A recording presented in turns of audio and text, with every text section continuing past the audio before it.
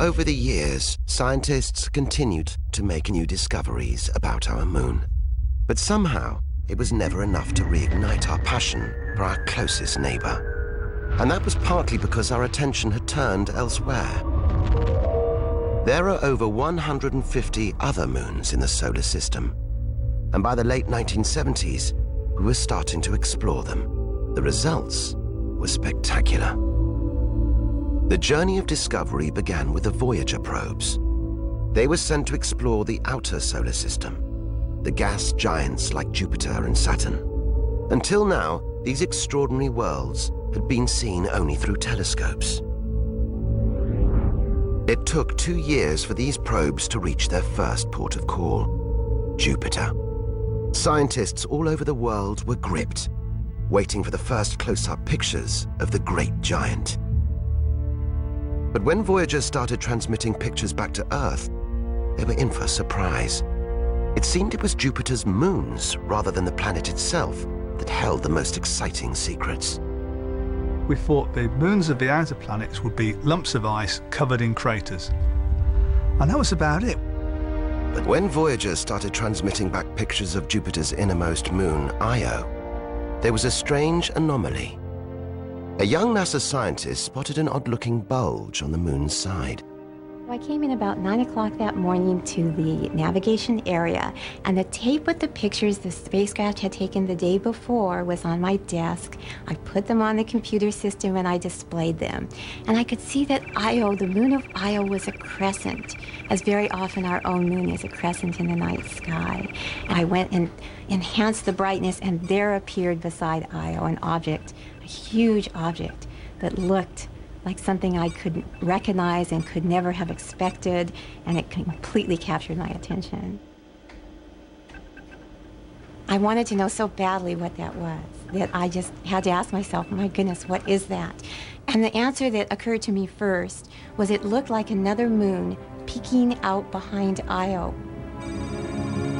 But when she looked closer, she realized it was something completely different. When I explored it, I was able to find that this large, strange object, a huge plume of a volcanic eruption arising 270 kilometers over the surface of Io and raining back down onto it. So I had discovered the first ever volcanic eruption ever seen on another world besides the Earth. Here was a moon to swoon over. It was far more exciting and exotic than our own boring, lifeless moon. And Io was just the beginning. Soon another of Jupiter's moons, Europa, was also wowing scientists. Europa's surface had no craters. Close up, it was covered in cracks and canyons. Europa clearly had a very young surface. We could tell that there weren't many large impact craters, and the surface was relatively smooth and cracked, not chasms going deep down into it, but cracks filled in with something darker. A recently active surface.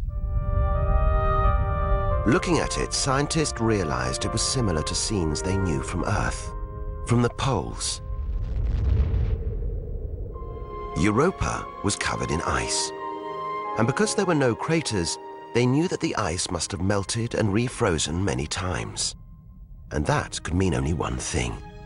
There had to be liquid water, the crucial ingredient for life on Europa. It got even more exciting when scientists began to speculate where the heat to melt the ice was coming from. Again, the answer lay within our own planet. On the floors of the oceans of the Earth, scientists had discovered black smokers, volcanic heat sources coming from below the Earth's crust, warming the water from below. Perhaps hot vents like these could exist under Europa's icy crust. Scientists could barely contain their excitement.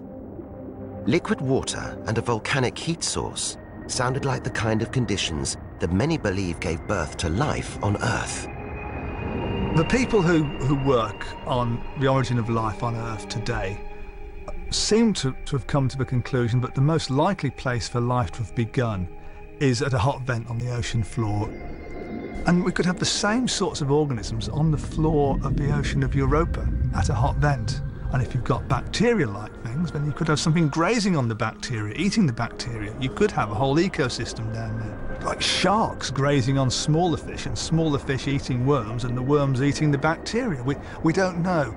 There could be all kinds of things there. But if you want somewhere warm and cosy for bacterial life to get started and to survive, Europa is probably the best bet we've got in the entire solar system. It wasn't just Jupiter's moons that were attracting attention. When the Voyager probe flew past Saturn, it captured an image of its largest moon, Titan. It was strangely fuzzy. It looked as though Titan was shrouded in an atmosphere, just like our own planet. Scientists were desperate to know more. What lay beneath this thick atmosphere? Could it have other similarities to Earth? They didn't get their chance to find out until 20 years later, when Cassini lifted off. It was one of the biggest rockets ever launched, but even so, it took 7 years to get to Saturn. And then it turned its attention to Titan. For its party piece, Cassini dropped a probe called Huygens through the Titan atmosphere onto the hidden surface. It revealed a world that scientists believe could be strikingly similar to the early Earth.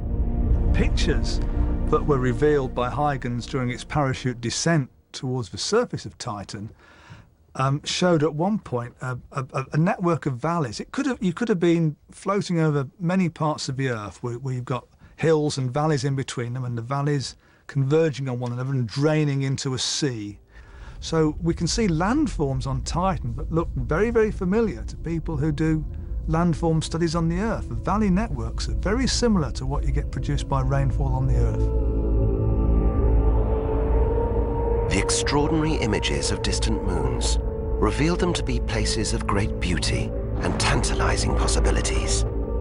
They had volcanoes, ice-covered oceans, active geysers, and thick atmospheres.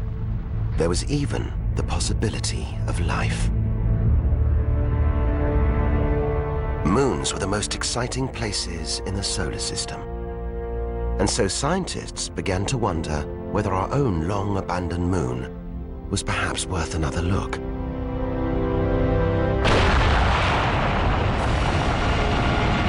So, in 1994, a small unmanned orbiter, Clementine, was sent back to the moon. The first spacecraft to make the journey in more than 20 years. And this mission would go somewhere new. Technology had moved on since the 70s, and so Clementine would be able to reach an area of the moon that had never been seen in detail before: the lunar poles. Clementine spent 2 months bombarding the moon with radio waves, and in doing so, it made a discovery that scientists had never dreamt of. They found what appeared to be patches of ice. Its radar was getting signals being bounced back from the surface very strongly in a way that was consistent with there being patches of ice down there. And it's not a lot of ice. It could fill plenty of Olympic-sized swimming pools, but if you were to melt it and spread it out over the lunar surface, it would be, I don't know, a millimetre thick or something. You're not going to produce oceans on the moon from this ice, but enough there for humans to exploit. The existence of water on the moon, even if it was frozen, changed everything. The bleak and barren landscape wasn't so inhospitable after all. Suddenly, the possibilities seemed endless.